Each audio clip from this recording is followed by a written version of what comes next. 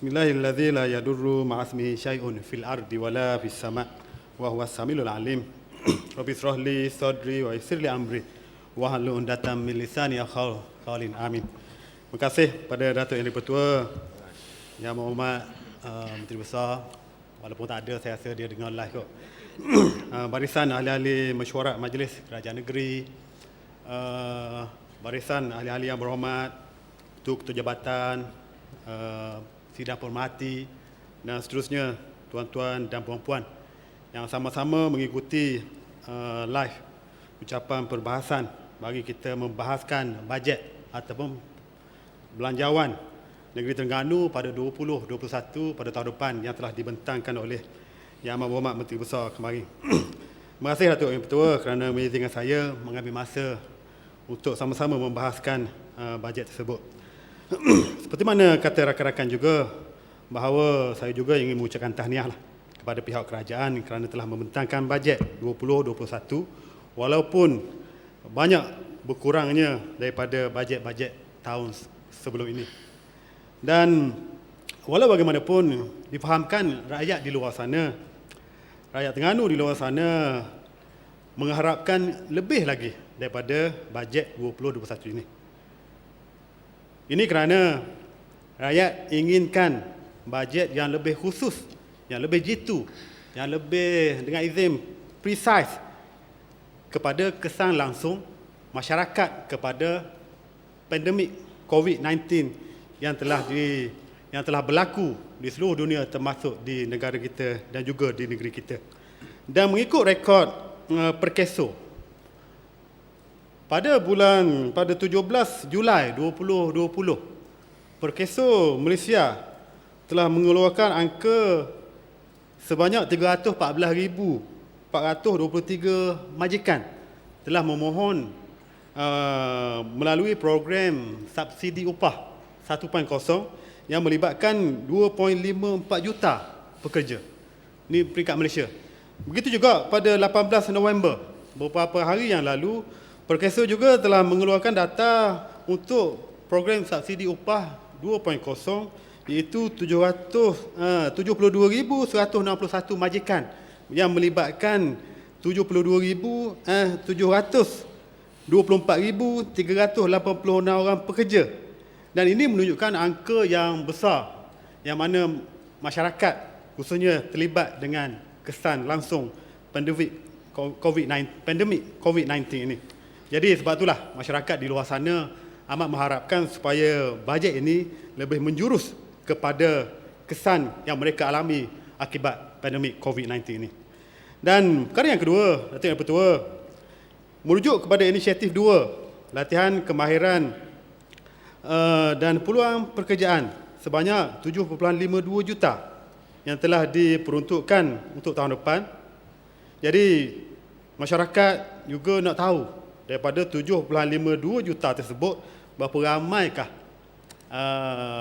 masyarakat ataupun penduduk di Terengganu yang akan dapat manfaatnya. Sebab kita sedia maklum bahawa ramai yang terlibat. Jadi boleh tak pihak kerajaan nyatakan nanti program ini untuk kita boleh anticipate untuk berapa orang dengan izin Datuk Yang Pertua. Perkara yang berikutnya, Datuk Yang Pertua, saya juga ingin merujuk kepada kajian rancangan tempatan daerah yang mana kajian rancangan tempatan daerah ini meliputi sehingga tahun 2035 dan diperuntukkan sebanyak RM250,000 Malaysia untuk kajian rancangan tempatan daerah bagi daerah Besut, terima kasih, Stew dan juga Marang. Walau bagaimanapun, Datuk Yang Pertua, saya suka ingin mencadangkan juga bahawa dalam rancangan kajian tempatan daerah tersebut dimasukkan juga tentang pelan induk saliran bandar, termasuklah reka bentuk terperinci untuk saliran bandar. Dan kita sedia maklum bahawa kita sekarang ni dah masuk musim tengkujuh. Dan kita semua sedia maklum bahawa ada beberapa tempat sekarang ini dan mungkin lepas ni akan lebih teruk lagi sekiranya kita menerima jumlah keamatan hujan ataupun rainfall intensity dengan izin Datuk Yang Pertua, jumlah keamatan hujan yang lebih daripada 100 mm dalam 1 jam, kita boleh berlakunya banjir kilat di kawasan pembandaran. Jadi semoholah daripada rancangan tempatan daerah ni dimasukkan juga dengan lebih teliti dan diperhalusi sebaik mungkin supaya sistem peparitan, sistem saliran bandar, macam mana kita nak buat pengawalan di punca untuk mengelakkan berlakunya banjir-banjir kilat di kawasan pembandaran dapat kita diperhalusikan juga. Sebab kita masih lagi sekarang ni hujan yang berlaku hanya berlaku di kawasan pantai. Yang kita tengok bahawa berlaku di kawasan pantai pun boleh menyebabkan berlakunya banjir kilat. Kita masih lagi belum menerima kejadian banjir limpahan air dalam lembangan sungai. Air sungai tak limpah lagi, Datuk Yang Pertua. Masih baru peringkat bandar. Dan sekiranya kalau peringkat bandar pun kita tak boleh tangani, kita takut kita akan menerima pula kejadian banjir akibat limpahan sungai, akibat berlakunya hujan lebat dalam lembangan sungai-sungai utama, khususnya kita di negeri Terengganu. Datuk Yang Pertua, perkara yang berikut yang ingin saya nyatakan juga di sini adalah berkenaan dengan 3D.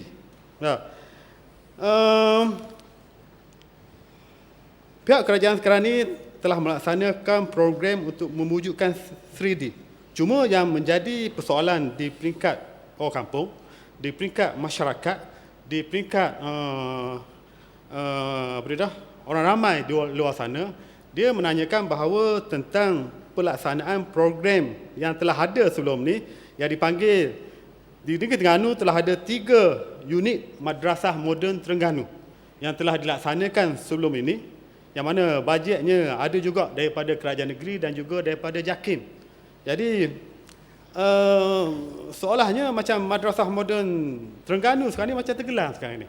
Jadi boleh tak pihak kerajaan nyatakan nanti dalam pergolongan nanti apakah, berapa bajetkah yang telah diperuntukkan untuk Madrasah Moden Terengganu yang ada 3 unit di negeri Terengganu sekarang ini, dan apakah bajet pembangunannya, apakah bajet pengurusannya, dan berapakah perjawatan yang ada untuk Madrasah Moden Terengganu yang telah ada sehingga ke hari ini. Okey, Datuk Yang Pertua, saya ingin sambung sikit lagi. Perkara yang tersebut, saya juga ingin ucap tahniahlah kepada Esko Pelancongan yang digelar Hero Tourism Malaysia. Dan biasanya hero ni insya-Allah akan boleh menyelamatkan orang dan juga masyarakat. Cuma kita di Kuala Besut baru ni dikejutkan dengan satu bukan peristiwa, akan dilaksanakan satu pelaksanaan kutipan cukai untuk pelancong-pelancong yang akan pergi ke Pulau Perhentian. Sebanyak RM5 akan dikutip, khususnya untuk pelancong-pelancong di luar jeti pelancongan Kuala Besut tu sebanyak RM5 untuk pergi ke Pulau Perhentian. Dan yang menjadi tanda tanya khususnya oleh pihak frontliner pelancongan ataupun tourism frontliner di Kuala Besut, bila pelancong sampai ke jeti Kuala Besut tu dia kena bayar RM5 dulu di kaunter untuk PBT. Lepas tu pula bila dia beratur di jeti Taman Laut tu dia kena bayar pula RM5. Jadi ini yang menjadi tanda tanya, kenapa kena bayar 2 kali macam tu sekali? Seelok-eloknya perlu dicadangkan, semolek-moleknya diadakan perbincangan ataupun sesi dialog ataupun apa jua perbincangan supaya sebelum pelaksanaan ini dilaksanakan. Yang Tuan nak jelas sikit. Yang Tuan. Jadi yang mana nak pergi ke pulau kena bayar RM10. Kalau sebelum ni berapa? RM5. Sebelum ni RM5, sekarang ni RM10. Naik lagi RM5. Saya tambah sikit. Pulau Redang pun gitu juga. Di jeti kena RM5, lepas tu nak pergi ni kena pula RM5, jadi RM10. Dan saya mengambil kesempatan juga orang Pulau Redang King Salam, saya nak tanya sikit, agak Exco dapat ulas, betul ataupun tidak, ada kerajaan nak mengambil balik 2 tanah pengusaha resort anak tempatan dan hendak diberi kepada pengusaha lain. Jadi kalau nak beri tempat lain lah, janganlah ambil tempat anak tempatan usaha dah. Kalau nak ambil. Terima kasih. Mak. Teruskan. Okey. Terima kasih Datuk Ketua.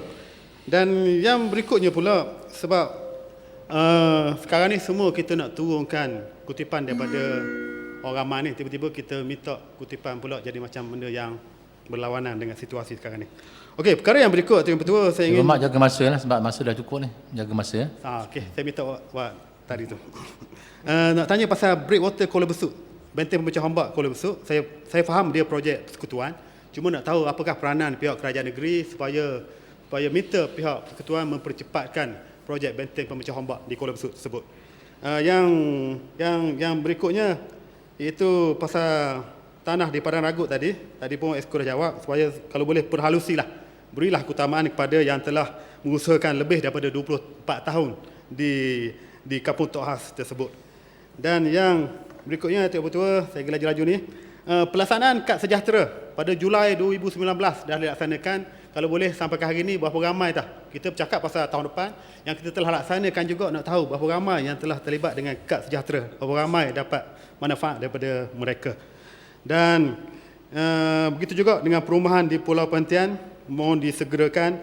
Dan yang akhirnya, Datuk Yang Pertua, saya juga ingin mengucapkan tahniah kepada Sekolah Menengah Kuala Besut. Baru-baru ni, 2 tahun lepas telah menjadi johan peringkat dunia mengenai nuklear, pertandingan nuklear, sumber manusia tentang nuklear.